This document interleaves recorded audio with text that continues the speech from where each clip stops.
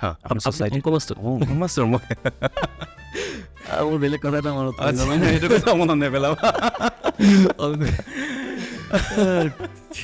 Actually বহুত মানে এনেকুৱাও হৈ গৈছে মোৰ লাইফত মই পঢ়োৱা ষ্টুডেণ্টে ডিফেন্সৰ পৰা চাকৰি কৰি উভতি আহিছে প্ৰথম ছুটীত একেলগে 3টা ল'ৰা আহিছে তাৰপিছত ষ্টেচনত গোটেই মানুহৰ আগত সেৱা কৰিছে কেনেকুৱা মোৰ মানে ভিতৰি মই মানে সাংঘাতিক ধৰণে মানে কি ক'ম মই মানে বহুত লাকি ফিল কৰিছোঁ সেইদিনাখনে নমাৰ সময়ত কৈছে ছাৰ আপুনি যদি মোক নপঢ়াহেঁতেন মই কিন্তু SSLC কেতিয়াও পাছ কৰিব নোৱাৰিলোহেঁতেন আগৰ সেই ফিল্ডটোৱে আছে আইতা এগৰাকী মাজতে ওলাইছিলে তো আইতাই কৈছে যে চকচকীয়া কোৱালিটি হ'ব লাগিব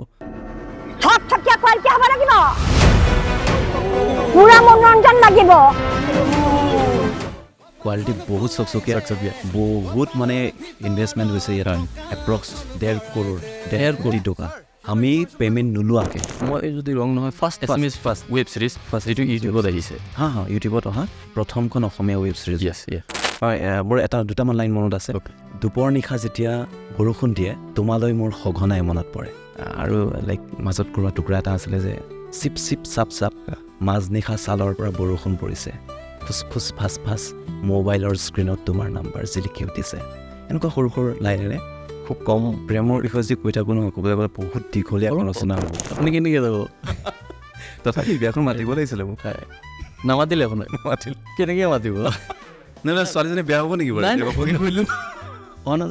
নালাগে নকওঁ নেকি এইটো অফ কেমেৰা কওঁ আজি যদি পডকাষ্টটো চাই আছোঁ তেওঁ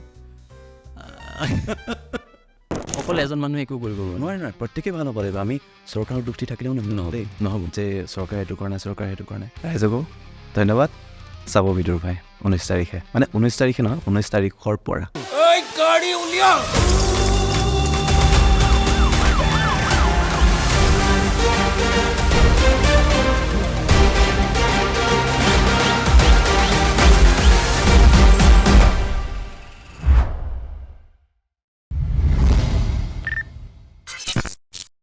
নমস্কাৰ পংকজ দা welcome to TDS the Dev show' বহুত বহুত ধন্যবাদ নিমন্ত্ৰণৰ কাৰণে দেই আমাৰ বহুদিনীয়া প্লেন এটা হৈ আছে হয় বহুত দিনৰ পৰা প্লেন কৰি আছিলোঁ আহি গ'লোঁ ইমান ব্যস্ততাৰ মাজত এইখিনি সময় ওলাইছে তাৰ কাৰণে প্ৰথমতে ধন্যবাদ দিছোঁ আপোনাক নিমন্ত্ৰণৰ বাবে বহুত বহুত ধন্যবাদ আমি ফাইনেলি আজি এক্সিকিউট হৈ উঠিলে এইটো আজি আপোনাক মই কেনেকৈ সম্বোধন কৰিম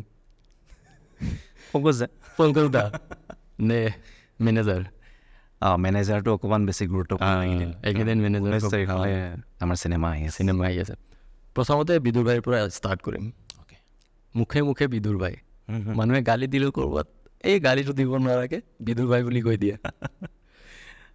একচুৱেলি বিদুৰ ভাইটো সৃষ্টি কেনেকৈ হ'ল মানে এই ৱৰ্ডটো ৱৰ্ড বিদুৰ ভাই মানে শব্দটো হৈছে একদম বিৰাট মৰম লগা শব্দ মানে আৰু আমাৰ মানে চিনেমাখনত সেই বিদুৰ ভাই শব্দটো ইউজ কৰা হৈছিলে আৰু এইবাৰ মানে এতিয়া বিদুৰ ভাই শব্দটোৰ অৰ্থনো কি এইবাৰ ৰাইজে চিনেমাখন চালে গম পাই যাব এইবাৰ পাব মিনিংটো পাই যাব মিনিংটো এইবাৰ পাই যাব ভাবি থকাবোৰ একোৱেই নহয় বিদুৰ ভাইৰ আগৰ জীৱনটো কেনেকুৱা আছিলে আপোনাৰ অলপ পিছুৱাই গ'লে যদি আমি ভাবোঁ মোৰ এটা চিম্পল লাইফ মই গাঁৱত থাকোঁ মোৰ গাঁৱতেই ঘৰ অৰিজিনেলি ক'ত হয় আপুনি মোৰ কাৰ্বি আংলং খুব ধুনীয়া প্লেচ অসমৰ ভিতৰত অন্যতম এটা ধুনীয়া প্লেচ বুলি যদি কওঁ কাৰ্বি আংলঙৰ নাম নল'লে খুব ভিৰ হৈ থাকিব হয় তাতে গাঁৱতে থাকোঁ গাঁৱতে অকণমানিক এটা জব কৰি আছোঁ আপুনি শিক্ষক হয় শিক্ষক হয় এইখিনিও পাতিম অলপ দেৰিকৈ পাতিম নিশ্চয় আৰু তাতে মোৰ জীৱন চলি থাকে তাৰ মাজতেই কেতিয়াবা এনেধৰণৰ কাম থাকিলে ওলাই আহোঁ গাঁৱৰ পৰা মাতে কৰোঁ বিদুৰ ভাইত কেনেকৈ আহিলে বিদুৰ ভাইত সুব্ৰত কাকতি মোৰ বহু পুৰণা বন্ধু ভাইৰ দৰে সুব্ৰত কাকতিৰ প্ৰথম যিখন নাটক 2012 চনত আমি কৰিছিলোঁ 2012 চনৰ পৰা এটা জাৰ্ণি হয় তো ফাইনেলি আমি চব ঘৰত আছিলোঁ এই লকডাউন তো এনেকৈ সুব্ৰতৰ মানে মাইণ্ডত আহিলে যে আমি কিবা এটা কৰোঁ ঘৰুৱাকৈ কিবাকৈ চব ঘৰত সোমাই আছোঁ কিবা এটা কৰিব লাগে আৰু কৰিব পাৰি একোতো কৰিব পৰা নাই বেলেগ কাম তো ফাইনেলি আমি গোট খাই গ'লোঁ আৰু বিদুৰ ভাই ষ্টাৰ্ট হৈ গ'ল সেনেকৈ আপোনালোকে ৱেব ছিৰিজ বনাব লাগে বুলি কেনেকৈ ভাবিলে কাৰণ সেইটো সময়ত কিন্তু আমাৰ অসমত ইমান এটা ৱেব ছিৰিজৰ প্ৰচলন আই থিংক সেইটো এটা মই যদি ৰং নহয় ফাৰ্ষ্ট ৱেব ছিৰিজ যিটো ইউটিউবত আহিছে ইউটিউবত অহা প্ৰথমখন অসমীয়া ৱেব ছিৰিজ আৰু এইটো খুব ছাকচেছফুল দেই খুব ছাকচেছফুল থেংক ইউ। এটা ৱেব ছিৰিজ যিটোত নেকি হোল ফেমিলি লৈ কিনে বহি কিনে চাব পাৰি, খুব ধুনীয়া। মই কেইবাবাৰো চাইছোঁ আৰু এণ্টায়াৰ টিমটো মানে বিদুৰ ভাইৰ ফেন সেই ৱেব ছিৰিজটো। থেংক ইউ দে। নাজানো এতিয়া চিনেমা কেনেকুৱা হ'ব। চিনেমা মই কৈছোঁ বহুত ভাল পাবা, আৰু আগৰ সেই ফিল্ডটোৱে আছে। আইতা এগৰাকী মাজতে ওলাইছিলে যে, তো আইতাই কৈছে যে চকচকীয়া কোৱালিটি হ'ব লাগিব। কোৱালিটি বহুত চকচকীয়া, বহুত মানে ইনভেষ্টমেণ্ট হৈছে ইয়াত, এপ্ৰক্স 1.5 কৰোৰ, 1.5 কোটি টকা। আমি পে'মেণ্ট নোলোৱাকৈ, কোনো এক্টৰ এক্ট্ৰেছে পে'মেণ্ট নোলোৱাকৈ 1.5 কোটি টকা খৰচ হৈছে কোৱালিটি চকচকীয়া কৰিবৰ কাৰণে। কি কি কৰা হৈছে এইবাৰ? লাইটৰ ক্ষেত্ৰত নহয় কম্প্ৰমাইজ আমাৰ ডিৰেক্টৰে, মানে গোটেই টেকনিকেল ছাইডটো বহুত আপগ্ৰেড কৰা হৈছে। তো আমাৰ চিনেমাখন চালে বাহিৰৰ কোনোবা যদি চাই ন, বেলেগ ৰিজনৰ অসমীয়া চিনেমা কেতিয়াবা চালে ন, ইমান 20 লাখ 30 লাখ এনেকৈ ভাবে ন বাজেট হয়। তো সেইটো বহুত দুখীয়া নেকি মানুহবোৰ? দুখীয়া নহয়, আমি বহুত পইচা আছে মানে আমাৰ অসমৰ মানুহ বহুত ধনী হয় একচুৱেলি ক'বলৈ গ'লে, মনৰ পৰা সেনেকৈ চব ফালৰ পৰা ধনী ক'বলৈ গ'লে। আমাৰ কি নাই ক'বলৈ গ'লে ইয়াত অসমত চব আছে ন, গোটেইখন অসমৰ চিনেমা। অসমীয়া চিনেমা সেই সৰ্বভাৰতীয় পৰ্যায়ত যেতিয়া বনোৱা হৈছিল ন, তাৰপিছতে দেখোন আমাৰ জ্যোতিপ্ৰসাদ আগৰৱালা ছাৰে তেতিয়াই বনাই থৈ গৈছে পুৰণা ইণ্ডাষ্ট্ৰী, গোটেই ভাৰতবৰ্ষৰ পুৰণা ইণ্ডাষ্ট্ৰী। গতিকে সেইটো পৰ্যায়ত আছিলোঁ আমি গোটেই, হয় নহয়? গতিকে আমি থাকিব লাগিব, আমাৰ দম আছে। এইখন চিনেমা সেইটো প্ৰমাণ কৰক, তাকে বিচাৰোঁ। ইণ্ডাষ্ট্ৰীত এটা বেলেগ ধৰণৰ ঢৌ সৃষ্টি কৰক। আৰু এটা কথা গম পোৱা নাই, মানে আমাৰ যিকেইজন আমি এক্টৰ এক্ট্ৰেছ আছোঁ ন, আমাৰ তেনেকুৱা গ্লেমাৰ নাই ক'বলৈ গ'লে, যে ভাবিছোঁ গ্লেমাৰ নাই। চ' প্ৰডিউচাৰে এই গ্লেমাৰবিহীন মানুহখিনিক লৈ পেলাই যে 1.5 কোটি টকা ইনভেষ্ট কৰিছে, সাংঘাতিক ৰিস্ক লৈছে। বহুত। আৰু এইখন যদি চলি যায় নহয়, আমাৰ নিচিনা যিখিনি আপকামিং এক্টৰ আছে, তো তেওঁলোকৰ কাৰণে বহুত ভাল হ'ব। কাইলৈ আৰু 10জন প্ৰডিউচাৰ ওলাই আহিব যে কণ্টেণ্ট ভাল ল'ম, কোৱালিটি ভাল কৰোঁ, চিনেমা বনাওঁ। আৰু তেতিয়াহে অসমত চিনেমা উদ্যোগ হিচাপে গঢ় লৈ উঠিব। যেতিয়ালৈকে চিনেমা উদ্যোগ হিচাপে গঢ় লৈ নুঠে, তেতিয়া এই মানুহখিনিয়ে ছাৰ্ভাইভ কৰাটো ইমান সহজ নহয়। কিছুদিন থাকিব, বহুত এক্টৰ আছে মোৰ চিনাকি বা এক্ট্ৰেছ আছে, কিছুদিন থাকিছে, ছাৰ্ভাইভ কৰিব পৰা নাই, ইয়াৰ পৰা টালি টোপোলা বান্ধি কিন্তু গাঁৱলৈ ঘূৰি গৈছে। বহুত লিষ্টখন বহুত দীঘলীয়া, আৰু বহুত এনেকুৱা এক্টৰ আছে বা এক্ট্ৰেছ আছে যে নেকি এইটো ইণ্ডাষ্ট্ৰী সম্পূৰ্ণ এৰি পেলাই বেলেগ এখন জগতৰ লগত জড়িত হৈ পৰিছে। এতিয়া বহুত আছে ফাইনেন্সিয়েলি বহুত চাউন হয়, অৱস্থা একদম বেয়া। কাৰণ হাতত কাম ক'ত আছে তুমি ভাবা? এখন চিনেমা যদি হিট হয় বছৰেকত, তো কেনেকৈ হ'ব? আজি যদি মই এখন চিনেমা কৰিলোঁ, তো এখন চিনেমা কৰি পেলাই মোৰ ইমানো উপাৰ্জন নহ'ব যে মই একদম নেক্সট বছৰৰ কাৰণে এখন চিনেমা মানে প্ৰিপেয়াৰ কৰিম। মোৰ হাতত ইমান ফাণ্ড নাথাকে ক'বলৈ গ'লে। এখন চিনেমাত কিমান পাবা তুমি? গতিকে ইমান সহজ হৈ থকা নাই। আৰু ক'বলৈ গ'লে কালেকশ্যনটো খুব কম, কাৰণ আমাৰ চিনেমা হল কম। য়েছ, মেইন কথাটো সেইটোৱে, চিনেমা হল কম। গতিকে বাহিৰত তুমি যদি চোৱা, চিনেমা হল বহুত বেছি বেলেগ ৰাজ্য। তো তেওঁলোকৰ যিটো ইনভেষ্ট কৰে, ডাঙৰকৈ ইনভেষ্ট কৰিব পাৰে আৰু ডাঙৰকৈ তেওঁলোকৰ ৰিটাৰ্ণ লয়। আমি সৰুকৈ ইনভেষ্ট কৰোঁ, হলো কম, আৰু আমি সৰুকৈ ৰিটাৰ্ণ পাওঁ। গতিকে আমাৰ লাইফষ্টাইলটো তেনেকুৱা। এই চিনেমাই আপোনাৰ কেনেকুৱা ধৰণৰ প্ৰভাৱ পেলাব বুলি ভাবে এছএছ ফিল্ম ইণ্ডাষ্ট্ৰীত? ৱেব ছিৰিজৰ কথা নকওঁ, কাৰণ সেইটো পেলাইছে। তাৰ পৰাই বহুতে ৱেব ছিৰিজ বনোৱা কৰিছে। ৰিচেণ্টলি এটা ৱেব ছিৰিজ হৈ গ'ল আমাৰ চুপা চুপি বুলি, মানুহে খুব আদৰি লৈছে। ৱেব ছিৰিজক অসমত মানে এটা বেলেগ ধৰণে চোৱা ষ্টাৰ্ট কৰিছে। সেইটোৰ ক্ৰিটিক্স আছে, তাতে বেয়া ভাল সেইটো বেলেগ কথা, সেইটো আমি মানুহে আদৰি লৈছে, চাইছে। ৱেব ছিৰিজে অসমত কেনেকুৱা ধৰণৰ প্ৰভাৱ পেলাব বুলি ভাবে ফিউচাৰ? ৱেব ছিৰিজে OTT প্লেটফৰ্ম, একচুৱেলি ক'বলৈ গ'লে বিদুৰ ভাইখন যে চিনেমা হ'ব গৈ আছে, অনলি বিকজ অফ বিদুৰ ভাই ৱেব ছিৰিজ। বিদুৰ ভাই ৱেব ছিৰিজখনত মানুহে ইমান মৰম দিলে, আৰু বহুতেই ক'লে যে চিনেমা বনাওক। আমাৰ মানে এনেকুৱা হৈছিলে, প্ৰথমতে আমি ছেকেণ্ড ছিজনৰ কাৰণে আমি প্ৰিপেৰেশ্যন প্ৰায় হৈ গ'ল, আৰু শ্বুটিঙো হৈ গ'ল। আমাৰ ডিৰেক্টৰে শ্বুটিং ষ্টাৰ্ট কৰিলে। তাৰপিছত ছেকেণ্ড ছিজন প্ৰায় শ্বুটিং হৈ গৈছিলে। তেনেকুৱাতে ৰঘুপতিৰ কাৰণে আমাৰ ডিৰেক্টৰ গুচি আহিব লগা হ'ল ইয়াতে। তো ৰঘুপতি বনাই মেলি গৈ আকৌ চালেগৈ কামটো, যে যিখিনি বাকী থাকিলে আমি কৰি পেলাওঁ, গোটেইখিনি গোট খালোঁ। ভাবিলে যে চিনেমা এখন সুব্ৰতৰ অলৰেডি হৈ গ'ল, ৰঘুপতি ইমান ধুনীয়া হৈছে, ছাকচেছফুল। এতিয়া মানে ভাবিলে যে কামটো আৰু মই ভালকৈ কৰিব পাৰিম। সুব্ৰতে ভাবিলে, সাহস পাইছে, মই বহুত ভালকৈ কৰিব পাৰিম, আৰু ৰাইজে বহুত ভালকৈ চাব পাৰিব। তাততো আমাৰ ৱেব ছিৰিজত বাজেটবোৰ একেবাৰে সীমিত, আমি ঘৰুৱাভাৱেহে কৰোঁ। এই লগ খালোঁ আৰু শ্বুটিং কৰিলোঁ, খালোঁ ব'লোঁ, ঘূৰা ঘূৰি গুচি গ'লোঁ। তাতে অকল কোৱালিটি আছে, ইমান ইনভেষ্টমেণ্ট নাই, কিন্তু যিখিনি মানে দৰ্শকে পাব লাগে, যিটো এক্টিঙৰ পৰা আদি কৰি মিউজিক গোটেইখিনি মানে এটা ফুল পেকেজ আছে। সেইকাৰণে চাগে এইটো খুব ধুনীয়া আৰু ছাকচেছফুল।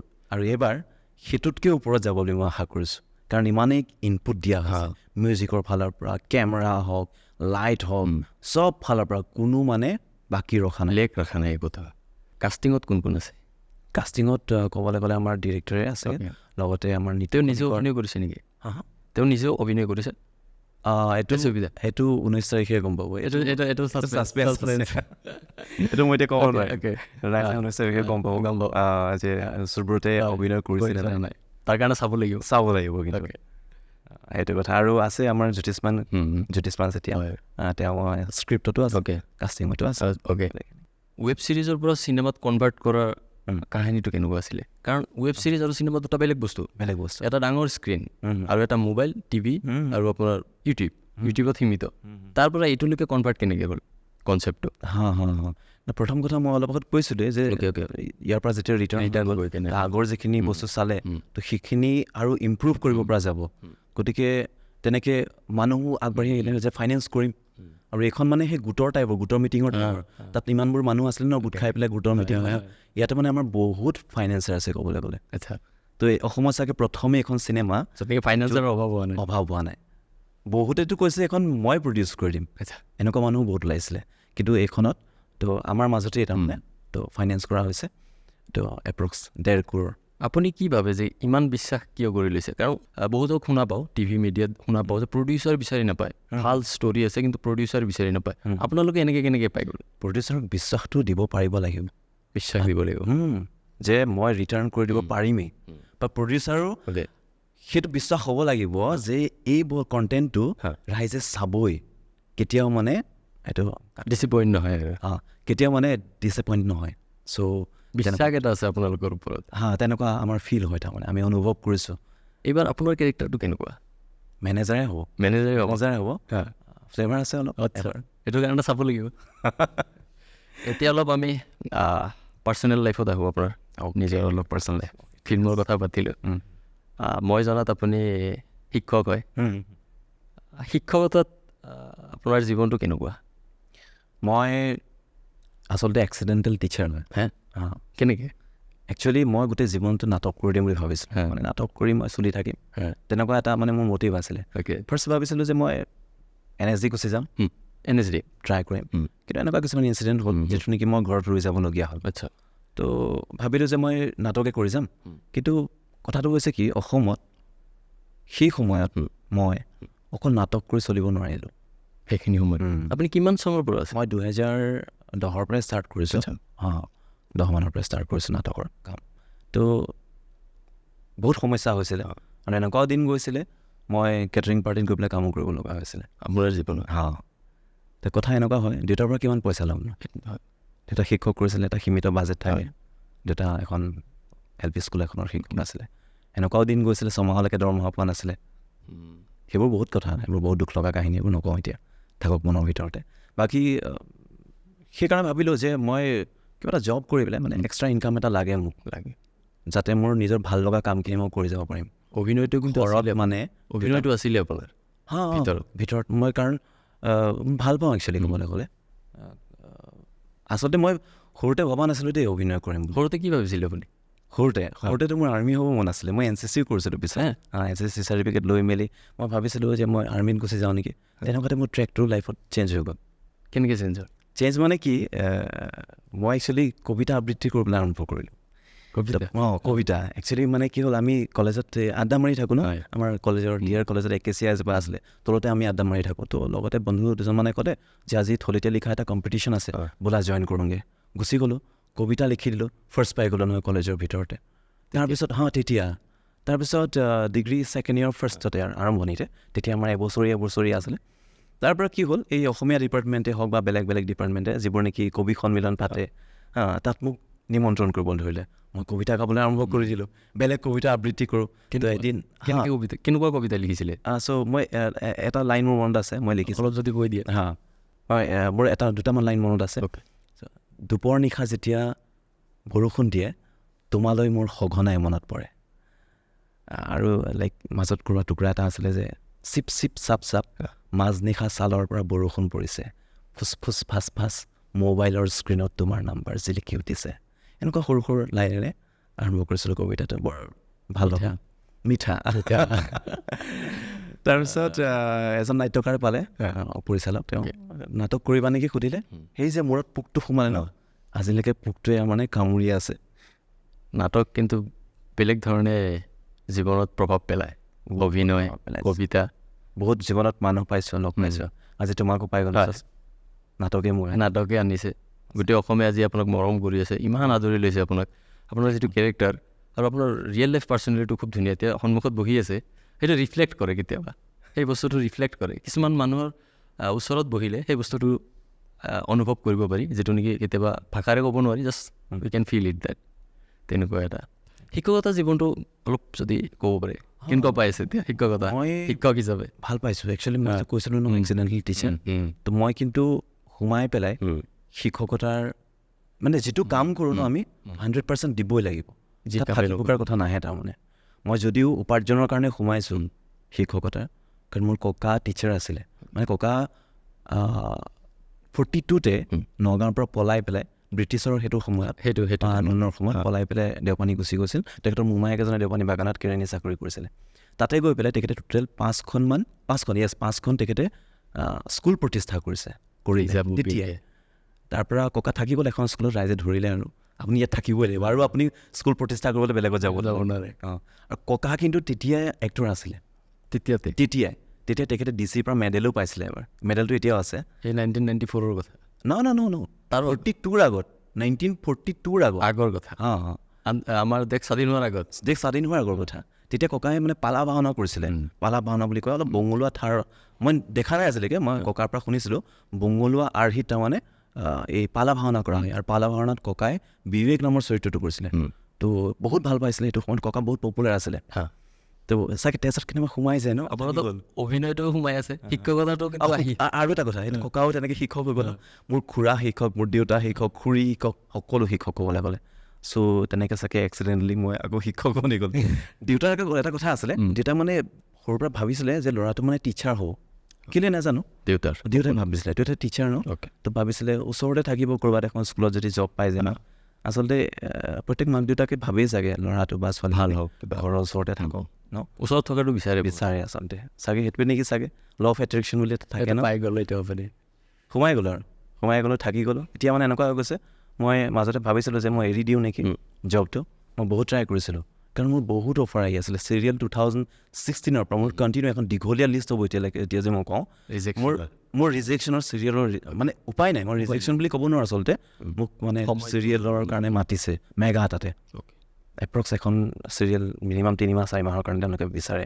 মোক এনেকৈও কিছুমান প্ৰডিউচাৰে কৈছিলে যে তুমি কিমান পোৱা, মানে চাৰ্জ তুমি নাই তুমি দৰমহা কিমান পোৱা, তাতকৈ আমি বেছি দিম তোমাক, তুমি আহি যোৱা। তো এনেকুৱা 2016ৰ পৰা প্ৰথমখন আছিলে অভিমান, প্ৰণৱ বিবেকৰ। চ' তেতিয়াৰ পৰা ষ্টাৰ্ট হৈছে অফাৰ। শিক্ষকতা কৰি আছে, খুব কম সংখ্যক মানুহে শিক্ষক হ'ব পাৰে। সেইটো মই নাজানো মানুহে কেনেকৈ লয়। খুব নিজে লাকি ফিল কৰিব লাগে কেতিয়াবা। আমি ভাবোঁ যে এজন শিক্ষক সমাজ এটাৰ বেলেগ ধৰণৰ দায়িত্ব পালন কৰে। তেওঁলোকে সমাজখন গঢ়াত তেওঁলোকৰ কিন্তু বহুত বেছি এটা অৱদান থাকে। আছে হয়নে? বহুত অৱদান। মইতো ভাবোঁ যে আপুনি খুব লাকি যে আপুনি শিক্ষক। বহুত লাকি, মানে ক'বলৈ গ'লে মই ভবা নাছিলোঁ ইমান গুৰুত্ব এটা পদবীত আছোঁ, ইমান শ্ৰদ্ধা পায় শিক্ষকবিলাক। বহুত মানে এনেকুৱাও হৈ গৈছে মোৰ লাইফত। মই পঢ়োৱা ষ্টুডেণ্টে ডিফেন্সৰ পৰা চাকৰি কৰি উভতি আহিছে। প্ৰথম ছুটীত একেলগে 3টা ল'ৰা আহিছে। তাৰপিছত ষ্টেচনত গোটেই মানুহৰ আগত সেৱা কৰিছে। কেনেকুৱা মোৰ মানে ভিতৰি মই মানে সাংঘাতিক ধৰণে মানে কেনেকুৱা অনুভৱ কৰিছোঁ মই এতিয়া বুজাব নোৱাৰোঁ। মানে কি ক'ম, মই মানে বহুত লাকি ফিল কৰিছোঁ সেইদিনাখনে। মই সেইকাৰণেই কৈছোঁ আপোনাক যে সেই সৰু কিছুমান মৰম এনেকুৱাও হয়। কিছুমান ষ্টুডেণ্টে কেতিয়াবা বাছৰ পৰা নামি পেলাই আগতে, মই মাজতে বিএড কৰিছোঁ, সৰু ইনচিডেণ্ট। ৰৈ আছোঁ, ভাইটি আহিব গাড়ীখন লৈ পেলাই। তাৰপিছত ভাইটি কৈছে অকণমান দেৰি হ'ব, মই এজেগাৰ পৰা গৈ আছোঁ। ঠিক আছে। ষ্টুডেণ্টটো আহিলে, ছাৰ ঘৰলৈ যায়। আকৌ যায় বোলে, মই ঘৰ যাওঁ। উঠাই ল'লে, ব'লকচোন। মই বোলো তুমি ঘৰলৈ যাবা? মই বোলো মই ভাইটি আহি আছে। তো বোলে ব'লকচোন। মই ঠিক আছে, তুমি মোক স্কুলৰ ওচৰত নমাই দিবা, তুমি ইফালে ঘৰ গুচি যাবাগৈ, মই তাতে নামাই দিম। তো সি জোৰ কৰি পেলাই মোক ঘৰত লৈ গুচি গ'ল। নমাৰ সময়ত কৈছে, ছাৰ আপুনি যদি মোক নপঢ়াহেঁতেন মই কিন্তু SSLC কেতিয়াও পাছ কৰিব নোৱাৰিলোঁহেঁতেন।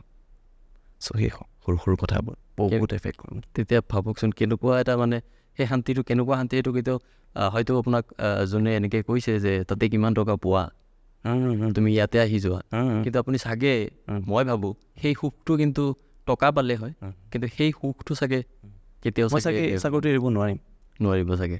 ডাঙৰ চাগে অফিচাৰ চাকৰি এটাও যদি মোক দি দিয়ক কাইলৈ, মই নোৱাৰিম কৰিব। সমাজত কিন্তু শিক্ষকে বেলেগ ধৰণৰ এটা সমাজ গঢ়াত তেওঁলোকৰ বহুত বেছি দায়িত্ব থাকে। আজিকালি দেখা পোৱা যায় শিক্ষকক সেই সন্মানটো নাপায় আচলতে পৰিৱেশটোৰ কথা আৰু আহি পৰিছে। গাৰ্জেনৰ বহুত দায়িত্ব থাকে মই ভাবোঁ, বা আমাৰ ছ'চাইটিত পঢ়োৱা শিক্ষকসকলক মই এতিয়াও যিটো শ্ৰদ্ধা কৰোঁ বা মোৰ মনত এইটো সোমাই আছে, মই মোৰ ভাল লগা শিক্ষকজনক পালোঁ কাৰণেই চাগে মই টিচাৰ হৈ পেলাই মই তেখেতক অনুকৰণ কৰি মই ষ্টুডেণ্টক মানে পঢ়াওঁ বা মই ক্লাছ কৰিবলৈ যত্ন কৰোঁ। মোৰ সেই ভাল লগা শিক্ষকজনক মই মনত পেলাই লওঁ। তেওঁলোকে মানে মোৰ জীৱনত পোৱা শিক্ষকসকলে মোৰ জীৱনত সাংঘাতিক ধৰণে প্ৰভাৱ পেলাইছে। গতিকে মই ভাবোঁ সেইটো ক্ষেত্ৰত ধৰক গাৰ্জেনসকলে হওক বা আৰু এটা কথা কওঁ দেই, ঘৰৰ পৰিৱেশটো কিন্তু বহুত মেটাৰ কৰে। যেতিয়া শিক্ষক এজনক লৈ পেলাই যদি ঘৰত নিৰৰ্থকত আলোচনা কৰা হয়, ক্ৰিটিচাইজ কৰা হয় ষ্টুডেণ্টৰ সন্মুখত, বা শিক্ষকজনে যদি আজি কিবা এটা সৰু কথা যদি ষ্টুডেণ্টক যদি আজি অকণমান ধমকি সুৰত দুই এষাৰ ক'লে, ভালৰ কাৰণে দেই ষ্টুডেণ্টৰ, যদি সেই বস্তুটোকে যদি গাৰ্জেনজনে নিগেটিভলি লয় ষ্টুডেণ্টৰ নিজৰ ল'ৰা ছোৱালীক মানে ফুচলাবৰ কাৰণে যদি শিক্ষকজনক বেয়া বুলি কয়, সেই ল'ৰাটোৰ প্ৰতি ব্ৰেইনত কি ইম্পেক্ট পৰিব, আপোনাৰ প্ৰতি শ্ৰদ্ধাটো ক'ত থাকিব? হয়, সেইটো কিন্তু বহুত মেটাৰ কৰে। সেইকাৰণে চাগে আমাক কি হৈছিলে গম পায়, আগতে ছাৰে দুচাটমান দিছিলে ন, ঘৰত যদি কেনেবাকৈ কওঁ ছাৰে পিলে ভাল হৈছে আৰু দিয়ক, এনেকুৱা ধৰণৰ কথা কৈছিলে। কিন্তু আজিকালি গাৰ্জেন গুচি আহে, মোৰ ল'ৰা কিয় মাৰিলে, তেওঁ খুৱাই নেকি, তেওঁ পইচা দিয়ে নেকি, তেওঁ কাপোৰ কিনি দিয়ে, মৰাৰ অধিকাৰ কেনেকৈ পালে? এচাত যদি ভালৰ কাৰণে দিয়া হয়, কাৰণ অকল আমি পঢ়া শুনাৰ ক্ষেত্ৰতে নহয় দেই, কাৰণ বহু ক্ষেত্ৰত প্ৰত্যেকটো মুহূৰ্ত চাই থাকিব লগা হয় ন, গোটেই বিহেভিয়াৰৰ পৰা আদি কৰি গোটেইখিনি, নহ'লে ফিউচাৰটো তেওঁ কি বুজি পাব ভৱিষ্যতটো? এতিয়ালৈকে আপোনাৰ চবচে ইনচিডেণ্ট, মেমৰেবল ইনচিডেণ্ট, ভালেই হওক বেয়াই হওক, শিক্ষকতা কৰোঁতে মনত থকা কিবা মনত আছেনে ইনচিডেণ্ট? সদায় পায় আপুনি, কাৰণ বহুত আই থিংক আপুনি ক্লাছ 9ৰ পৰা 10লৈকে পঢ়ায় ন? মই 6তো পঢ়ায়, তো আৰু বেছি পাব সেই সৰু বাচ্ছাটোৰ পৰা ক্লাছ 6ত মানে প্ৰত্যেকটো ক্লাছত পঢ়োৱাৰ ষ্টাইলটো বেলেগ বেলেগ হয়। মই ভাবোঁ দেই 6ত পঢ়াওঁ যিধৰণে পঢ়াওঁ, মই 10ত সেইধৰণে নপঢ়াওঁ। 6ত মই সম্পূৰ্ণ এটা বেলেগ মানুহ হ'ব লগা হয়। কেনেকৈ থাকে 6তটো মোৰ ইণ্টাৰেষ্টিং কথা এটা হ'ল যে মোক যেতিয়া ছাৰে আমাৰ হেড ছাৰে 6ত ক্লাছ কৰিব দিলে, আগৰ যোনজন শিক্ষক আছিলে তেখেত মানে অৱসৰ ল'লে, তাৰপৰা মই গ'লোঁ ক্লাছ কৰিবৰ কাৰণে। মই ষ্টুডেণ্টখিনিৰ লগত কানেক্ট কৰিব নোৱাৰিলোঁ প্ৰথমতে, পৰা নাই নতুন নতুন ষ্টুডেণ্ট কানেক্ট কৰিব পৰা নাই। আৰু মেক্সিমাম আমাৰ চাহ বাগানৰ ষ্টুডেণ্টো আছে, গাঁৱৰো আছে বাৰু। তো কি হ'ল, মই ভাবিলোঁ প্ৰথমটো বছৰ মোৰ তেনেকৈ গুচি গ'ল। ছেকেণ্ড বছৰত মই ভাবিলোঁ চলক কিবা এটা বেলেগ কৰা যাওঁ। তো মই ষ্টুডেণ্টক আদিবাসী ভাষাতে কিবা এটা কথা সুধিছিলোঁ ঘপককৈ, তো সেই ইমান ধুনীয়াকৈ টপৰাই উত্তৰ দিলে। তাৰপিছৰ পৰা মই ক্লাছত আদিবাসী ভাষা বেছি ক'বলৈ, মানে ক'বলৈ গ'লে মই ক্লাছটো আদিবাসী ভাষাতে মই আপুনি জানে অলপ জানো, মানে অলপ নহয়, মানে মোৰ বন্ধু মেক্সিমাম আদিবাসী আছিলে আগৰ। তো একচুৱেলি আদিবাসী বুলি ক'লে ভুল হ'ব, চাহ জনগোষ্ঠী বুলি ক'লে ভাল হ'ব।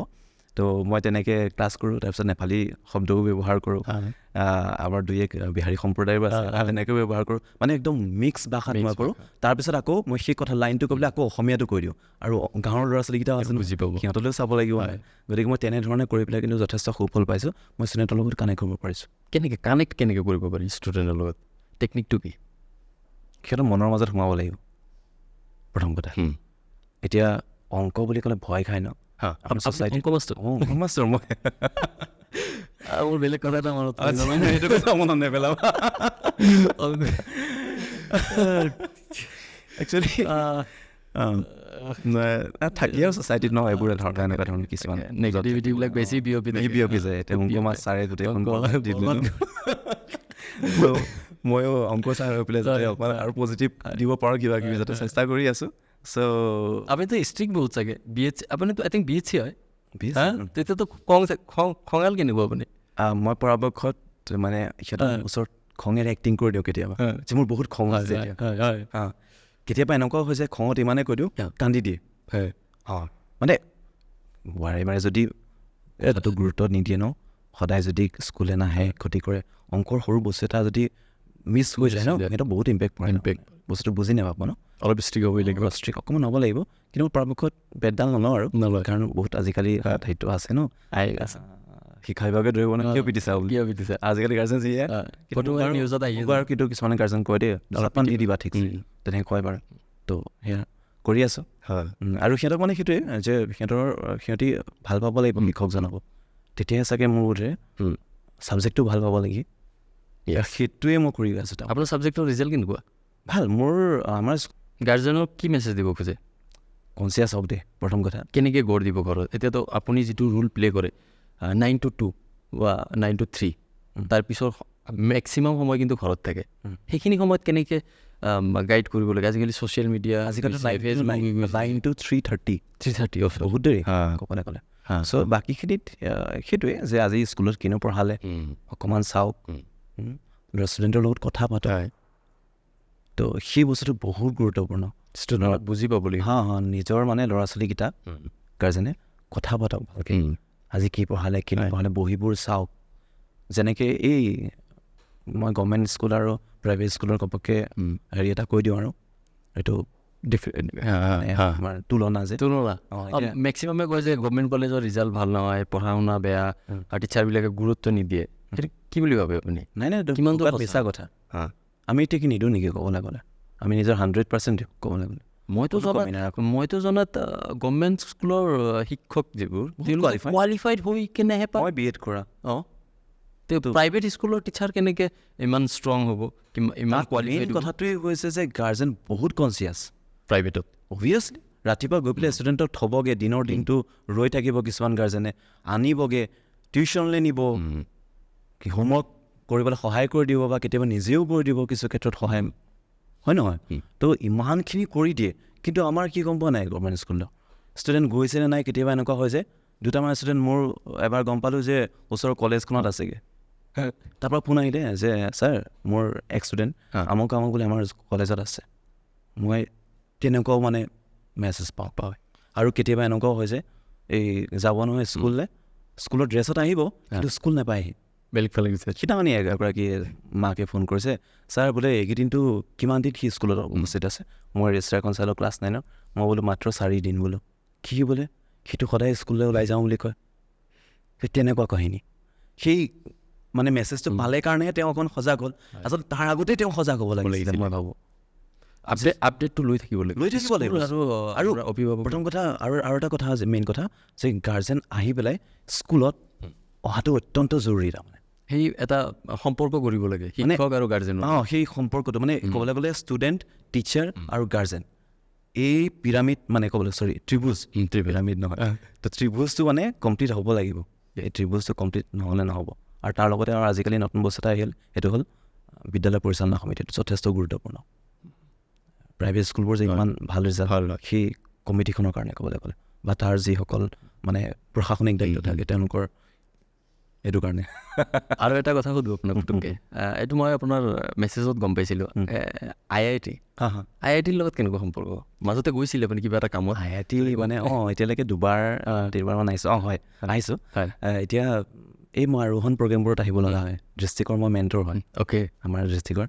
চ' এইবাৰো আহিব লাগিব। আমাৰ অফিচাৰে কৈছে যে যোৱাবাৰ মোৰ কাম বহুত ভাল পালে। তাতে কি কাম থাকে আপোনালোকৰ? তাত মানে আমি ষ্টুডেণ্ট আনো, গোটেই স্কুলবোৰৰ পৰা যিবোৰ বেষ্ট ষ্টুডেণ্ট বাছনি কৰি পেলাই আমি ইয়াত আনি অকল IIT নহয়, যিমানবোৰ ইনষ্টিটিউট আছে ভাল বা য'ত ষ্টুডেণ্টে গ'লে কিছু শিক্ষা পাব, তো তেনেকুৱা ধৰণৰ বস্তুবোৰ ইয়াতে দেখুওৱা হয়। আৰু সেইটো অসম চৰকাৰৰ এটা ভাল পদক্ষেপ। তাৰ লগতে আকৌ আমি ট্ৰেইনিঙত আহিব লগা হয় ইয়াতে। কিছুদিনৰ আগতে মই মেথামেটিক্স আৰু ছায়েন্সৰ ট্ৰেইনিঙত আছিলোঁ। কেনেকুৱা পাইছে তাতে? বঢ়িয়া, ভাল লাগিল। ইয়াতে কিছুমান প্ৰফেচাৰে আমাৰ ক্লাছ কৰিলে। আপোনাৰ জীৱনত সপোন কি আছিলে? পঢ়িছিলে আপুনি ছায়েন্স, সৰুতে নাটক কৰিছিলে, নিজৰ এটা থাকে ন সপোন। সপোন কি আছিলে আপোনাৰ জীৱনৰ? সপোন মানে কি হয়, নিৰ্দিষ্ট সপোন নাথাকে। সময় হ'ব পাৰে, নতুন কথা মনলৈ আহিব পাৰে। আচলতে মই ভাবোঁ জীৱনটো জীয়াব লাগে। জীয়াতকৈ মানে মই ভাবোঁ জীৱনটো উপভোগ কৰিব লাগে। উপভোগ কৰোঁতে আৰু এটা কথা ভাবোঁ, যাতে মোৰ ওচৰে পাজৰে মানুহ যাতে ডিষ্টাৰ্ব হ'ব নালাগে। তেনেকৈ ভাবোঁ। তাৰমানে মই জীৱনটো উপভোগ কৰিছোঁ, কিন্তু তোমাক মই দুখ দি নহয় আগতেই। চ' তুমি দুখ পাব নালাগে, চ' মই যাতে জীৱনটো ধুনীয়াকৈ উপভোগ কৰি থাকিব পাৰোঁ।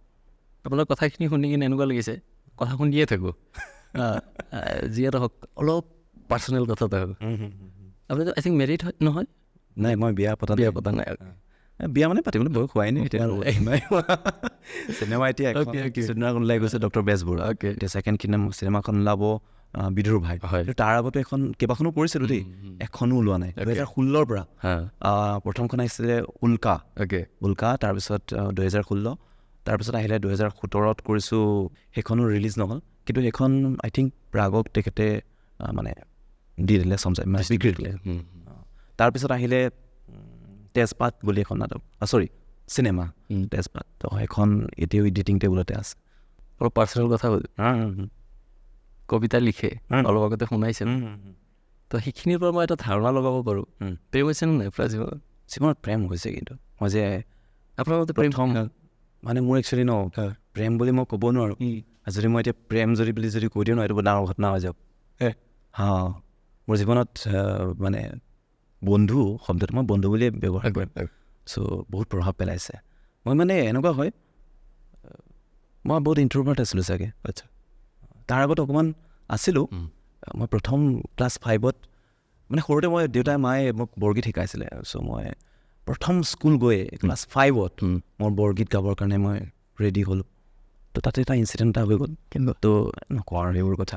তো ইনচিডেণ্টটো হোৱাৰ কাৰণে চ' মই বহুত বেকফুটত আহি গ'লোঁ। বৰগীত গাবলৈ লৈছিলোঁ, কিন্তু খুব খেলি মেলি একদম প্ৰথমতে মোক পঠাই দিলে, কিন্তু মই প্ৰিপেয়াৰ হোৱা নাছিলোঁ। বৰগীত এতিয়া জানে? বৰগীত মানে সেই তেতিয়াই গোৱা, কিন্তু মা দেউতাৰ বহুত সপোন আছিলে যে ল'ৰাটোৱে বৰগীত গাব আগলে। দেউতাই শিক্ষকতাৰ লগতে নাম গুণ গায়, সত্ৰ পৰিচালনা। ঘৰৰ পৰিৱেশটো অলপ বেলেগ আছিলে আপোনাৰ? এতিয়াও বেলেগ ক'বলৈ গ'লে, মই এইটো লাইনত আছোঁ ন। তো মোৰ মা দেউতা কিন্তু সম্পূৰ্ণ মানে সত্ৰীয়া হেৰি এটা আছে ক'বলৈ গ'লে। দেউতাও নাম গুণ, খোল, প্ৰসংগ এইখিনিৰ লগত জড়িত হয়। খুব শিক্ষিত পৰিয়ালৰ আপুনি, তেনেকৈ ক'ব লাগিব শিক্ষক। কিন্তু তাৰপিছত কি হ'ল, ক্লাছ 9 মানলৈকে মই নতুন বন্ধু কিছুমান লগ পালোঁ, আৰু মোক টানি টুনি সিহঁতি মানে এই স্কুলৰ যিবোৰ প্ৰগ্ৰেমবোৰ ন, তো তাত মানে মোক জড়িত কৰিবলৈ ধৰিলে। তো ফাৰ্ষ্ট মই কবিতা আবৃত্তি কৰিছিলোঁ। মনত আছে?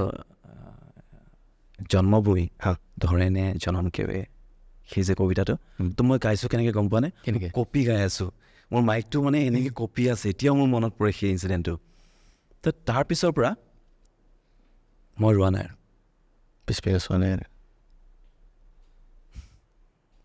কৰি গৈ আছোঁ। সেই যে এই বন্ধুখিনি বা বন্ধুগৰাকীও ইমান টানি টুনি লৈ আনিব বিচাৰিছিলে, একেলগে কাম কৰোঁ, একেলগে আমি চবেই একেলগে প্ৰতিযোগিতা কৰোঁ। চ' থেংক ইউ ইয়াৰ পৰা। আজি ইয়াৰ পৰা ক'ব গ'লে গৰাকীৰ লগত কেনেকুৱা আছিলে ক'ব পৰাখিনি? না সেই এগৰাকীয়ে ঠিক আছে, নকওঁ এতিয়া, এইবোৰ বহুত ডাঙৰ কথা। আপোনাৰ হিচাপে প্ৰেমৰ ডেফিনেশ্যন কি ইন শ্বৰ্ট? প্ৰেম শব্দটো বহুত বিশাল হয় একচুৱেলি। মই তাক ডেফিনেশ্যনৰ মাজত সীমাবদ্ধ কৰিব নিবিচাৰোঁ আচলতে। আপুনি কেনেকৈ ক'ব খোজে? খুব কম প্ৰেমৰ বিষয়ে যদি কৈ থাকোঁ নহয়, ক'বলৈ গ'লে বহুত দীঘলীয়া আলোচনা হ'ব। নাই, প্ৰেম শব্দটো মানে কি, সেই প্ৰেমটো বহুত থাকিলেই হ'ল আৰু বাছ সেইটোৱে। প্ৰেমৰ কথাই সুধিম ৰেফাৰেঞ্চত। মই আজিকালি মানে কিছুমান নিউজতো দেখা পাওঁ, ছ'চাইটিতো দেখা পাওঁ, হয়তো আপুনিও এৱাৰ হয় সেইটোৰ ওপৰত। ল'ৰা যেতিয়া আমি য়াং থাকোঁ ন, হয়তো তেতিয়া সেইটো সময়ত আমি ষ্ট্ৰাগল কৰি থাকোঁ, সেইটো সময়ত আমি কাৰোবাৰ প্ৰতি ভাল পোৱা হৈ যায়। আৰু সেইটো সময়ত কিন্তু প্ৰত্যেকজন ল'ৰাই আজিৰ জেনেৰেশ্যনৰ এটা বস্তুৱে বিচাৰে যে এদিন ছাকচেছ হ'ম আৰু সেই নিজে ভাল পোৱা ছোৱালীজনীৰ লগত সংসাৰ কৰিম। আপুনি ভাবেনে কেতিয়াবা এনেকুৱা? ভাবিছিলোঁ, কিন্তু ভবা কথা নহয়, সেই বাটত আছে কোৱা নাই। এতিয়া মোৰ মোমায়ে ক'লোঁ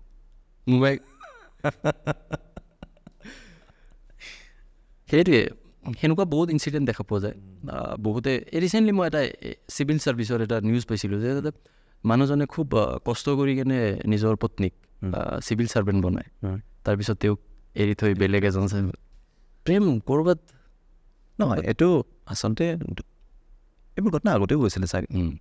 এতিয়াই এনেকৈ ধৰণে আমি ছ'চিয়েল মিডিয়া যোগে বা নিউজ যোগে আমি গম পাইছোঁ কাৰণে এইবোৰ দুই এটা কিছুমান কথা থাকিবই। মই ভাবোঁ এনেকুৱা ধৰণৰ সৰু সৰু কথা এইবোৰ আমি ইগন'ৰ কৰি পেলাই মুঠতে ভালখিনিক আঁকোৱালি ল'ব লাগে।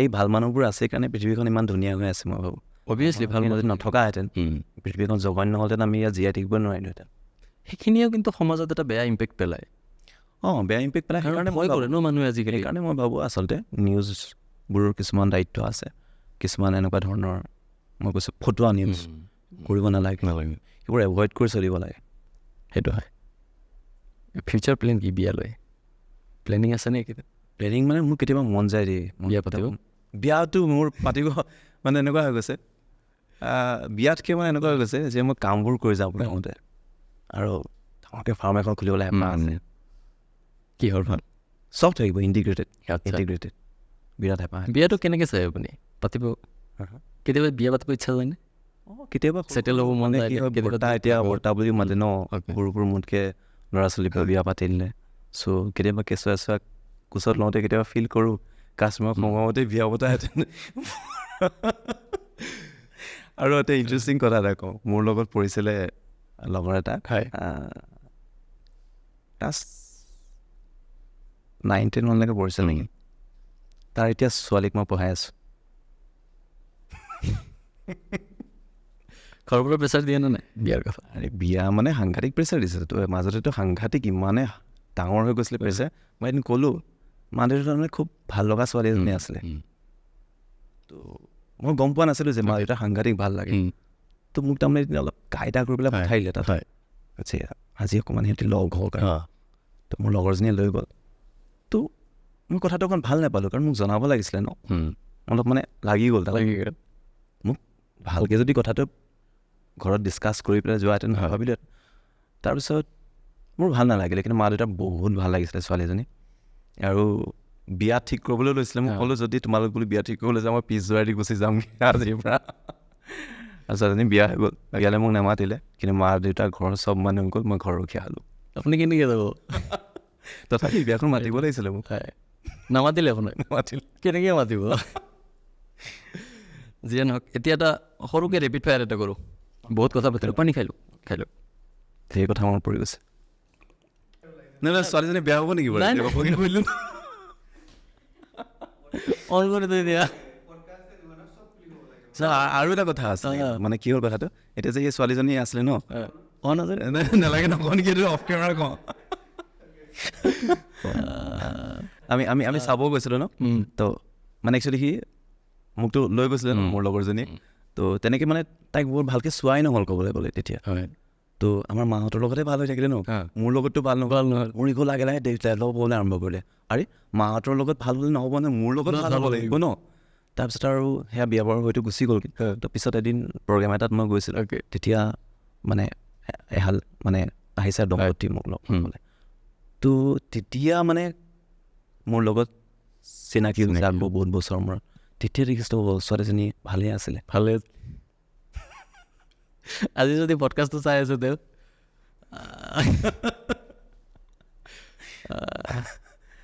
আৰু এইখিনিতে সুধোঁ যিহেতু আপুনি শিক্ষকতা কৰি আছে আমাৰ টিমৰ ফালৰ এটা কুৱেশ্যন আছিল মানে টিমৰ ফালৰ পৰা মেনেজ কেনেকৈ কৰে দুটা লাইফ মানে দুটা লাইফে হেড্ৰিক হয় মই এটা উদাহৰণ দিছোঁ এতিয়া মই বিদুৰবা এখন কেনেকৈ কৰিছোঁ দিনৰ স্কুল তো সুব্ৰতে এনেকুৱা ধৰণে মোক মানে শ্বিডিউলটো মিলাই দিছে সন্ধিয়া পৰা ৰাতিটো গোটেইটো লৈ লৈছে শনিবাৰ দেওবাৰ মানে শনিবাৰ ছেকেণ্ড হাফটো মোৰ ফ্ৰী 12টা বজাৰ পিছৰ পৰা গতিকে সেই তেনেধৰণেই মই কৰোঁ আৰু স্কুল কৰি মেলি মই একদম মানে গাড়ীতে মোৰ কাপোৰ চাপোৰ চব ৰেডি হৈ থাকিব চব হেং হৈ থাকিব একদম জেগাই তো গাড়ী লওঁ স্কুলৰ পৰা বাহিৰে গুচি যাওঁ গোলাঘাট তাত শ্বুট কৰোঁ পুৱতি নিশা কেতিয়াবা শেষ হয় আহি মেলি মই 2 ঘণ্টা বা 3 ঘণ্টা ঘৰত শুই দিওঁ নেক্সট ডে স্কুল কৰোঁ কেতিয়াবা এনেকুৱা হৈছে ইমানেই টোপনি ধৰে মই নামঘৰৰ মাজতো শুই থাকোঁ এনেকুৱাও হৈছে এদিন ঘপককৈ শুই দিলোঁ গাড়ী টানি লৈ গৈছিলে এদিন এইবোৰ ঘৰত কোৱা নাই বাৰু ভাগ্যৱান নাচালে হয় আৰু দেই তাই মায়ে তো টানি লৈ গৈছিলে গাড়ী তো মই কম হ'লে এনেকুৱা শ্বুটিং কৰি আহি আছোঁ কাৰণ নেক্সট ডে মোৰ ৰাতিপুৱা স্কুল আছে 9টা বজাৰ পৰা 9টাত পাবগৈ লাগিব তো মই কি হৈ গ'ল ঠিক এতিয়াও মনত পৰিছে গৰম পানী দলংখনৰ কিনাৰতে মই গাড়ী ৰখাই পেলাই মই শুই গৈছোঁ আৰু ৰাস্তাতে দুটা লাইফ খুব ধুনীয়াকৈ মেইনটেইন কৰি আছে আই থিংক এইখিনিতে ৰেপিড ফায়াৰ ষ্টাৰ্ট কৰোঁ এটা সৰু ছেগমেণ্ট এটা উত্তৰ দিব লাগিব এটা আগতে কৈ দিলোঁ তাতে আপুনি ডিপ্ল'মেটিক হ'ব নোৱাৰে নোৱাৰে এতিয়া আপুনি বাকী ভাবি ল'ব এতিয়ালৈকে কাম কৰা ফেভৰেট কো ষ্টাৰ প্ৰস্তুতি বৰষা আৰু বৰষাৰাণী বিষয়ে কাম কৰিব ইচ্ছা আছে বা কৰিছে ফেভৰেট কোষ্টাৰ? মই প্ৰস্তুতিবাক এতিয়ালৈকে লগ পোৱা নাই কিন্তু দেই। প্ৰস্তুতিবাৰ মই অভিনয় চাইছোঁ, বৰ ভাল লাগে। আৰু কিন্তু মোৰ সৌভাগ্য হৈছিলে বৰ্ষা ৰাণীক লগ পোৱাৰ। আচ্ছা, মানে মই তেখেতৰ লগত একেলগে কাম কৰিছোঁ। আৰু ইণ্টাৰেষ্টিং কথা কি গম পোৱা নে, তেখেতৰ লগত প্ৰথম মানে চিনাকি নোহোৱাকৈ আমি ডাইৰেক্ট মঞ্চত উঠি পেলাই আমি ৰাসৰ প্ৰেক্টিচ কৰিছোঁ। আৰু ৰাসৰ প্ৰেক্টিচ যেতিয়া শেষ হৈছে মোক বায়ে কিনাৰত ৰৈ পেলাই মানে কৈছে যে কেমেৰা কাম আগত কৰিছা নেকি? মই কৈছোঁ যে অলপ দুটা কৰিছোঁ। কৈছে যে মোৰ এখন চিৰিয়েল আহি আছে, কৰিবা নেকি? আচ্ছা, সেই অফাৰটো পাইছিলোঁ কিন্তু। Okay, maybe I think Kanchan হ'ব লাগে নেকি? অঁ, গুড মেমৰিজ আৰু তেওঁৰ লগত বহুত। মই মানে সঁচাই বৰ্ষা বা এতিয়ালৈকে পোৱা ছিনিয়ৰ এক্ট্ৰেছৰ ভিতৰত বৰ্ষা বা কিন্তু মই বিৰাট ভাল পাওঁ। অভিনয়ক, পাৰ্চনেলিটি সৰুৰে পৰা আমি দেখি আহিছোঁ ন, দেখি আহিছোঁ। শ্ৰদ্ধা আছে মোৰ তেওঁৰ প্ৰতি বহুত। অ'কে, স্পৰ্টছত যাওঁ, ক্ৰিকেট নে ফুটবল? মই ক্ৰিকেটৰ পগলা আছিলোঁ। অঁ, এতিয়া আগতে মোৰ সৰুতে মই তোমাক আৰ্মি হোৱাৰ কথা কৈছিলোঁ ন, হয়, কিন্তু চবতকৈ ডাঙৰ কথা আছিলে মোৰ ক্ৰিকেটাৰ আগত। কাক চাইছিলে তেতিয়া? গোটেই মানে ক'বলৈ গ'লে মই তেতেলী পেকেট খাইছিলোঁ একমাত্ৰ অকল এইবোৰ যে কি বুলি কয় আমাৰ ক্ৰিকেটাৰখিনিৰ কাৰণে। সিহঁতৰ সৰু সৰু ফটো পায়, ফটোজ পায়। মই মানে অকল মানে ক'বলৈ গ'লে তেতেলী পেকেটবোৰ কিনিব গ'ল সিহঁতৰ কাৰণে। ক'বলৈ গ'লে সিহঁতক কালেকশ্যন কৰিব লাগে। মোৰ কিমান মানে কাৰ্ড হ'ল সিহঁতৰ। ৰিচেণ্ট গেম চাইছোঁ। আৰু মানে এনেকুৱা হৈ গৈছে তেতিয়া মই ক্ৰিকেট মেটচবোৰ খেলিবৰ কাৰণে গুচি যাওঁ, টিউশ্যন মই বাংমাৰি দিওঁ ক্ৰিকেটৰ কাৰণে। এদিনটো মায়ে গম পাই গ'ল। মোৰ লগৰখিনিও কৈছে তুমি বেছি কৰিছা আৰু ক্লাছ 10ত মই টিউশ্যন বাং মাৰিছোঁ চায়েন্স আৰু মেথছৰ। মই ক্ৰিকেট খেলিব গুচি গৈছোঁ মেথছ। মই টিউশ্যন গৈছোঁ বুলি কৈ পেলাই তো মা বেট লৈ পাই গ'লহি। এনেকুৱা লাজ পাইছোঁ। ৰাস্তাৰি লৈ পেলাই মোক ঘৰ যা। ক্ৰিকেট তেতিয়াৰ পৰা মানে কি হ'ল কমি গ'ল। আৰু একচুৱেলি মোৰ ৰিজাল্টটো খুব মানে ভাল হোৱা নাছিলে, মানে বেয়া বুলিয়ে কৈছোঁ আৰু SSLC ৰিজাল্টটো। তো সেই তেতিয়াই মই ভাবিলোঁ যে একচুৱেলি ক'বলৈ গ'লে মই টেনিছ বল খেলি পেলাই মই ক্ৰিকেটাৰ হোৱা সপোনটো ইয়াতে শেষ কৰা হওক। আচলতে তেতিয়াহে মোৰ মূৰত আহিছে যে আমি আচলতে টেনিছ বল খেলি পেলাই ক্ৰিকেটাৰ হোৱাৰ সপোন আচলতে দেখিব নালাগে। কাৰণ আমাৰ প্ৰপাৰ বস্তুৱেই নাই ক'বলৈ গ'লে, আন্তঃগাঁথনি নাই গাঁওবোৰত বা সৰু সৰু চহৰবোৰত এতিয়াও নাই। আমি ক্ৰিকেটৰ পগলা হয়, কিন্তু আমি প্ৰপাৰ ৱেত যাব লাগিব। আদাৰৱাইজ আমাৰ সময় নষ্টৰ বা একো নহয়। ক'বলৈ গ'লে মোৰ জীৱনত সময় নষ্ট হ'ল। ক'বলৈ গ'লে এপ্ৰক্স আমি ক্লাছ 8, 9, 10 মই ক্ৰিকেটৰ নামত 3টা বছৰ বহুত নষ্ট কৰিলোঁ। বিৰাট কোহলি নে MS ধোনী? দুইজনে ভাল ক'বলৈ গ'লে দুইজনকে ভাল পায়। ফেভৰেট যদি কেৰেক্টাৰ দুটা দিয়া হয় আপোনাক, ইম'চনেল চেলেঞ্জ কোনটো বেছি পায় আপুনি? ইম'চনেল কেৰেক্টাৰ আৰু একশ্যন কৰিবলৈ এইটো প্ৰতি হোৱা নাই আজিকালি। একশ্যন বুলি ক'লে একদম চ' মই ভাবোঁ যে মই প্ৰত্যেকটো কেৰেক্টাৰ যাতে মই ফিট হ'ব পাৰোঁ, মই সেই তেনেধৰণে নিজক ৰাখিছোঁ। ক'বলৈ গ'লে একদম হিউজ মাচল এটা বনাই পেলাই, বা মোৰ সপোনো নাই তেনেকুৱা ধৰণে এটা সাংঘাতিক অধিকাৰ। মই যাতে সুস্থ হৈ থাকিব পাৰোঁ, যাতে থকা দিনকেইটা মই বেমাৰী নহৈ পেলাই জীয়াই থাকিব বিচাৰোঁ। মই এগালমান ইনজেক্ট কৰি পেলাই বা এগালমান মই প্ৰটিন লৈ পেলাই বা বহুত কিবা কিবি অগ্ৰং বস্তু লৈ পেলাই মই বডিটো বনাই ল'ব পাৰোঁ, কিন্তু সেইটো মোক ভৱিষ্যতে অপকাৰ কৰিব নিচিনা মই ফিল হয়। সুস্থতকৈ বেছি অসুস্থ হৈ থাকিব লাগিব। অভিয়াছলি তেনেকুৱা মই বহুত বডি বিল্ডাৰ পাইছোঁ যাৰ নেকি ষ্টেৰইড লৈ কিনে জীৱন বৰবাদ কৰি আছে, সৰু এটা গেমৰ কাৰণে গোটেই লাইফটো লগাই দিয়ে। বৰবাদ বেলেগ ধৰণে ইম্পেক্ট পেলাইছে সমাজত। যিয়ে নহওক, জুবিন গাৰ্গ পাপন একচুৱেলি ক'বলৈ গ'লে এটা ক'ব লাগিব। ডাঙৰ কুৱেশ্যন কৰিলা। জুবিন দাৰ লগত ৰিচেণ্টলি আমি কিবা এটা কামো কৰিছোঁ, ডক্টৰ বেজবৰুৱা পষ্ট এটা পাইছিলে। ডক্টৰ বেজবৰুৱা কৰিছোঁ। কেনেকুৱা পাইছে তেওঁক? জুবিন দা মানে এনেকুৱা সৰুৰে পৰা মই জুবিন দাৰ গান শুনি অহা। আচলতে আমাৰ চাউণ্ডটোৱে ন জুবিন দা সাংঘাতিক। আমি ডাঙৰে হৈছোঁ তেওঁৰ গান। গোটেই যৌৱনটো জুবিন দাৰ লগত ক'বলৈ গ'লে হয়নে? প্ৰেমত দুখত চব সময়তে তেওঁৰ গান পাই জুবিন দা, চবতে জুবিন দা। আৰু মই জুবিন দাৰ এটা কবিতা আবৃত্তিও কৰিছোঁ, মানে জুবিন দাক লৈ লিখা। মনত আছে? দিন হ'ল কস্তুৰী বৰঠাকুৰে লিখিছে। তো মই অকল জুবিন গাৰ্গৰ মানে গানখিনিক লৈ পেলাই আৰু জুবিন গাৰ্গৰ জীৱনটোক লৈ পেলাই ইউটিউবত আছে, বহেমিয়ান নেকি মে বি, পাহৰিছোঁ নামটো। কস্তুৰী বৰঠাকুৰ বুলি মাৰিলে বা পংকজ মহন্ত মাৰিলে তাতে ওলাবই। তো সেই কবিতাটোৰ কাৰণে মই জুবিন দাৰ গোটেই গানবোৰ মই অজস্ৰ বাৰ শুনিছোঁ। তাৰমানে আগতেতো শুনিছোঁৱেই। তো জুবিন দাক মই সেইকাৰণে বহুত ভাল পাওঁ। আৰু বিশেষকৈ মই চিনেমাত লগ পাই পেলাই মোৰ খুব ভাল লাগিলে কাম কৰি। ডক্টৰ বেজবৰুৱা তেওঁ কেনেকুৱা কোষ্টাৰ ছাপৰ্ট? বহুত ভাল। মই প্ৰথম শ্বটটো দিছোঁ ন, জুবিন দাৰ লগততো মোৰ কোনো মানে পৰিচয় হোৱা নাছিলে, মুখামুখি হোৱা নাছিলে। তো মোক এছিষ্টেণ্ট ডিৰেক্টৰ লৈ গৈছে আৰু পংকজ মহন্ত SI পল্লৱৰ চৰিত্ৰটো কৰিব এতিয়া আপোনাৰ লগত। তই আগতে কৰিছ নাই? তো মই বোলো জুবিন দা এটা সৰুৰ পৰা কাম কৰিছোঁ আৰু বোলে তো সেই তেনেকৈ জুবিন দাৰ লগত গাড়ীত ঘূৰি ফুৰিছোঁ ৰাতি লৈ যায় নে ওলাই মানে শ্বুটিঙতে তো জুবিন দাই ড্ৰাইভ কৰি মোক মানে চলাব দিয়া নাই একচুৱেলি মই চলাব লাগে এই চিনটোতে তেখেতে চলাব ঠিক আছে চলো মুড়ি মানুহ এছ পি হৈ নিজে ড্ৰাইভ কৰিছে মানে কেৰেক্টাৰটো চাই কিনাৰত বহাই দিছে ফেভৰেট মুভি অল টাইম বহুত কেইখন আছে বৰ লম্বা লিষ্ট লম্বা বহুত লম্বা মানে প্ৰেমৰে বেছি হ'ব চাগে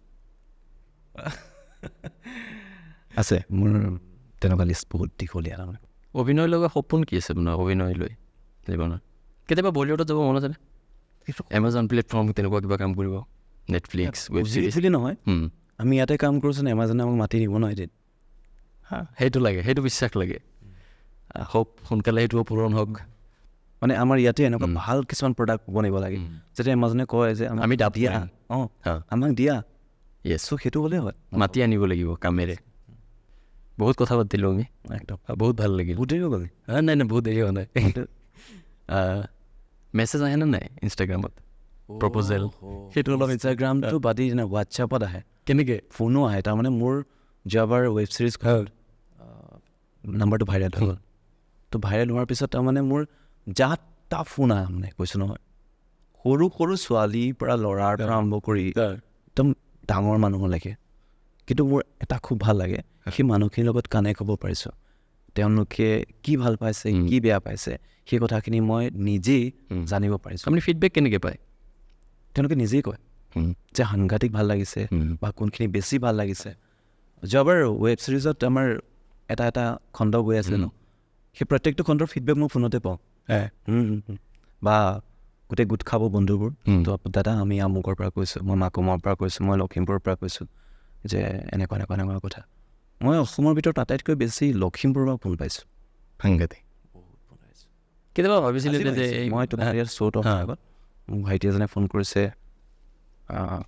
কিবা লালুং বুলি নামটো তেখেতৰ উপাধিটো তো তেওঁ জাগিৰোডৰ হয় তো তেওঁ গম পালে যে মই গুৱাহাটী আহিছোঁ চ' যাওঁতে অকণমান কমাৰ সময়ৰ কাৰণে হ'লেও তেওঁলোকৰ ঘৰৰ ৰাস্তাৰ কাষতে সোমাই যাবলৈ কৈছে ৰখিব লাগে কৰাব লাগিব সোমাই যাওঁ অ'কে যদি সময় হয় শ্ব'টো বহুত বেছি দীঘলীয়া নকৰোঁ আপুনি খুব ব্যস্ততাত আছে এইকেইদিন নিজে গম পাই আছোঁ ছ'চিয়েল মিডিয়াতে হওক কথা পাতিও গম পাইছোঁ আমি বহুদিনীয়া প্লেনিং আছিলে আপুনি সন্মুখত আহিছে এনেকৈ বহি খুব ধুনীয়াকৈ কথা পাতিছোঁ মই নিজে লাকি যে আপোনাৰ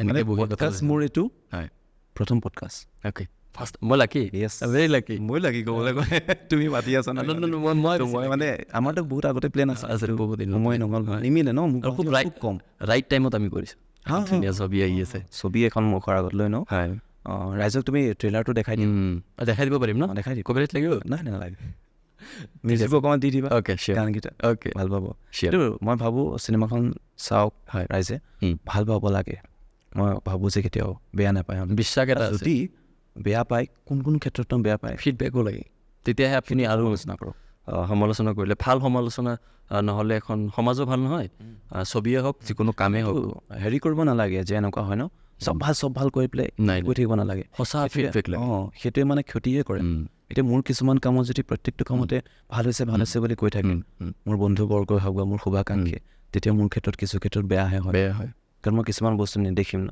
আজিকালি তেনেকুৱা হৈ আছে য়েছ মেন কম লাগে য়েছ মেন কম লাগে আজিকালি মানে জনপ্ৰতিনিধিবোৰকো চব ভাল হৈ আছে কিছু থাকে ন লোক থাকে তেওঁলোকে চব ভাল হৈ আছে ছাৰ চব ভাল হৈ আছে তেওঁলোকে নেদেখি আচলতে প্ৰকৃত ছবিখন কি সেইকাৰণে জনপ্ৰতিনিধিসকলেও একদম ফিল্ডত যাব লাগে মই ভাবোঁ লোকৰ ওপৰত ইমান ভৰসা কৰি লাভ নাই আমি কথা পাতোঁতে এটা কথা মোৰ পটককৈ মনত পৰি গ'ল মই সুধি দিওঁ পলিটিকেলি আপুনি কিমান এক্টিভ মানুহজন মানে মই পলিটিকেলি এক্টিভ হ'ব নোৱাৰোঁ বাৰ্ডেন আছে মানে কিছুমান বান্ধৱত কিছুমান আছে কিন্তু মোৰ মানে ভাল লাগে আৰু মই ভাবিছিলোঁ মাজতে মই পলিটিক্সতো গুচি যাওঁ নেকি মন যায়নে তাৰমানে নহয় এইবোৰ যিবোৰ দেখি থাকোঁ ন গোটেই বস্তুবোৰ চেঞ্জ হৈ যাওকচোন কিছুমান নতুন মানুহ আহক যিবোৰে নেকি সঁচা অৰ্থত মানুহৰ স্বাৰ্থত কাম সাধাৰণৰ বাবে আহক সেইটোহে হ'ব লাগে যিখিনি পলিটিক্স কৰিব গৈছে ন তেওঁলোকে বৰ্তমান সময়ত দেখিছোঁ মেক্সিমামে তাৰমানে নিজৰ কাৰণেহে তেওঁলোকে সম্পত্তি গোটাবলৈ ধৰিছে বহুতে তাৰ মাজতে বহুত আছে দেই কেইবাজনো আছে যে তেওঁলোকে কিন্তু প্ৰকৃত অৰ্থত জনসেৱা কৰিবলৈ গৈছে বহুতে কি কৰিছে নিজৰ কাৰণে যাতে আমি গোটাওঁ, বাকী মানে 70% গোটাওঁ 30% কাম কৰোঁ, সেইবোৰ নহয়। অকণমান গোটাওক না, গোটাওক একো নাই, কিন্তু বাকী নিজক দি দিয়কচোন, উৎসৰ্গা কৰি দিয়কচোন। এতিয়াও আমি আগৰ যিকেইজন নেকি আছিলে ন কেইবাজনৰ ৰাজনৈতিক নেতাৰ কথা এতিয়াও তোমাৰো চাগে মনত আছে যে তেওঁলোকে যিটো লেভেলত কাম কৰি থৈ গৈছে অসমৰ কাৰণে বা ভাৰতবৰ্ষৰ কাৰণে, তো তেনেকুৱা এজন হওক না, আমি পূজা কৰিম, একদম পূজা কৰিম। আমি সঁচা মানে আমি প্ৰজন্মই তেওঁলোকৰ নাম লৈ থাকিম। তো সেইটো লেভেলত তেওঁলোকে যাওকচোন, যিজন প্ৰতিনিধিয়ে প্ৰকৃত অৰ্থত কাম কৰিব বিচাৰিছে।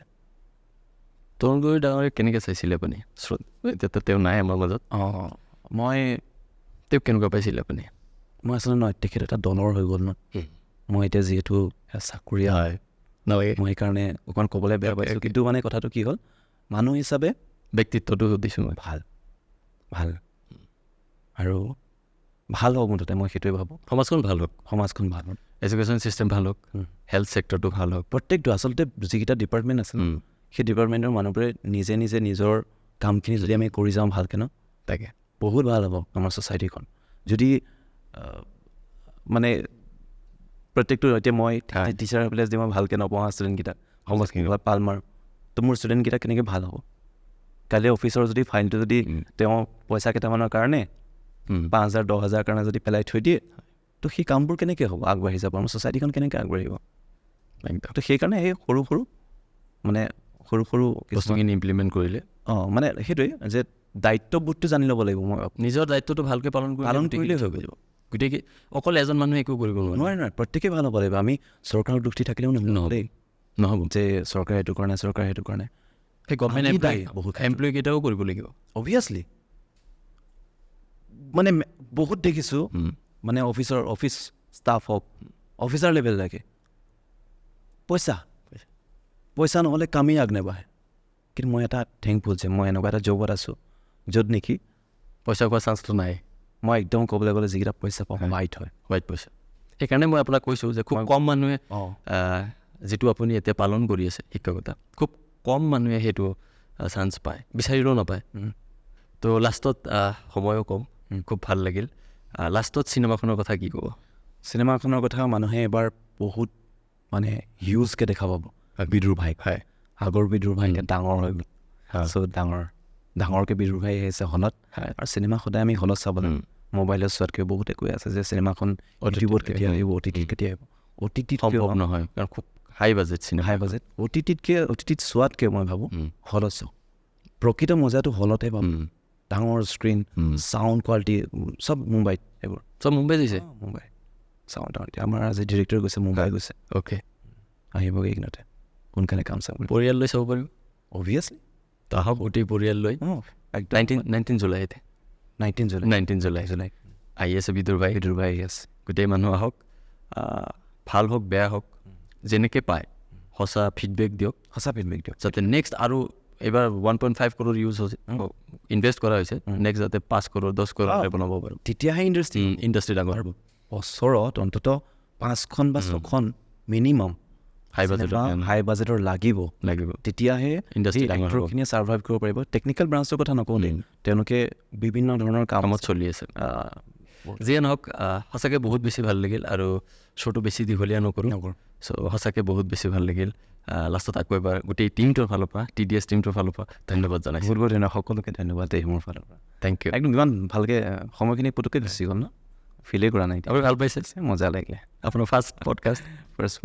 চ' I am very lucky. Thank you ৰাইজকো ধন্যবাদ। চাব বিদুৰ ভাই 19 তাৰিখে, মানে 19 তাৰিখে নহয়, 19 তাৰিখৰ পৰা। অ'কে, চাই থাকক। Thank U.